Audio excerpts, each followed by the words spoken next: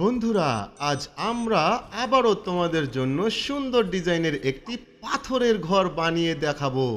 দেখো, আমরা প্রথমে নিচের ঘরের ফ্রেম বানিয়ে নিয়েছি, আমরা সিঁড়ি করে নিয়েছি, এখন দোতলার ছাদ করছি। দোতলার ছাদ হয়ে গেলে আমরা এর উপরে পাথর দিয়ে গাঁথনি করব। দেখো, আমরা একটা একটা করে গেঁথে নিচ্ছি। পাথর দিয়ে ঘর তৈরি করলে কি হয় জানো বন্ধুরা? ঘর শীতল থাকে, অনেক আরামদায়ক ঘর হয়। দেখো, আমরা সামনে জানালার ফ্রেম লাগিয়ে নিয়েছি। এখন আমরা উপরে ছাদ দিয়ে দেব। কি দিয়ে ছাদ দেব জানো? কাঠের ফ্রেম, তার উপরে টিন। তোমরা যদি এমন একটি ঘর বানাতে চাও তাহলে আমাদের এই ভিডিও দেখে দেখে বানিয়ে নিতে পারো।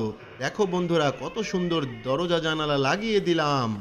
তোমরা কিন্তু এমন একটি ঘর বানাতেই পারো, সামনে বারান্দা এবং ফুল।